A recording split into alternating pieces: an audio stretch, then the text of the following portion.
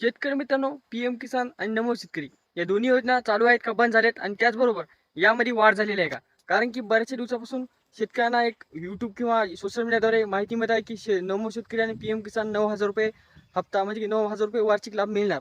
आता कोणत्या शेतकऱ्यांना मिळणार आणि कशा प्रकारे मिळणार संपूर्ण माहिती या व्हिडिओमध्ये पाहू. पण त्याआधी नवीन असेल चॅनल सबस्क्राईब करा, मित्रांना व्हिडिओ शेअर करा. शेतकरी मित्रांनो, तुम्हाला माहित आहे केंद्र सरकारद्वारे पीएम किसान चालवण्यात येते आणि मागील काही काळामध्ये पीएम किसानचे जे काही हप्ते होते बरेचसे शेतकऱ्यांचे बंद झाले आहेत. आता ते का बंद झाले ते पण सांगणार आहोत. पण त्याआधी हे हप्ते इथून पुढे मिळणार आहेत का आणि मिळणार असताना तर किती मिळणार आहेत, वाढून मिळणार आहेत का? कारण की शेतकरी मित्रांनो, बऱ्याचशा शेतकऱ्यांना असं सांगण्यात येत आहे की पीएम किसानद्वारे वार्षिक लाभ ₹6,000 होत आहे. त्याऐवजी वार्षिक लाभ आता ₹9,000 होईल. म्हणजे की त्यामध्ये 3,000ची वाढ होईल असं सांगण्यात आलंय. आता शेतकरी मित्रांनो, ही वाढ होणार आहे का? आणि जर पीएम किसानमध्ये वाढ झाली तर नमो शेतकरीमध्ये बी वाढ होणार आहे का? तर शेतकरी मित्रांनो, सर्वप्रथम पीएम किसानचं पाहू. जे काही विधानसभेच्या निवडणुका होत्या त्या दरम्यान जे काही शेतकऱ्यांचं एक आंदोलन निघलं होतं, त्या आंदोलनाद्वारे शेतकरी त्यांची मागण्या मांडत होते. त्यामध्ये एक मागणी होती की पीएम किसानची वाढ व्हावी. पण सरकारने तेव्हा विचार करून सांगण्यात आलं. पण आता पीएम किसानचा 20वा हप्ता झाला, 21वा हप्ता झाला, आता 22वा हप्ता चालू आहे. आता 22व्या हप्त्याला वाढ पाहायला मिळेल का? तर शेतकरी मित्रांनो, फेब्रुवारी महिन्यात पीएम किसानविषयी एक जार निघणार आहे.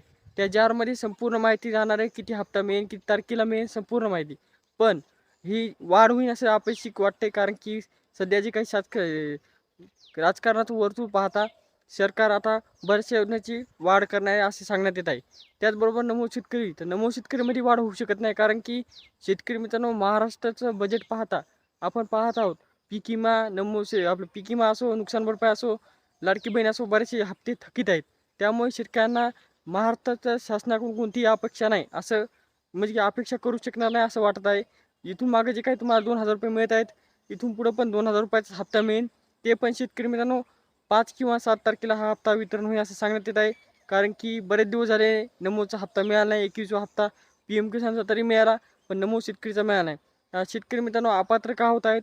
तर फार्मर आय डी नसल्यामुळे, लँडची प्रॉब्लेम आल्यामुळे, आधार कार्ड अपडेट करून बँकला लिंक नसल्यामुळे, असे बरेचसे कारण आहेत की त्यामुळे शेतकरी अपात्र होत आहेत.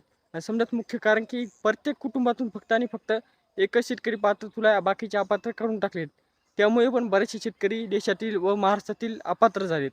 तर शेतकरी मित्रांनो, ही माहिती तुमच्या मित्रांना, पाहुण्यांना शेअर करा आणि अजून काय माहिती पाहिजे असेल तर कमेंट करा. भेटूया नेक्स्ट व्हिडिओमध्ये. तोपर्यंत धन्यवाद.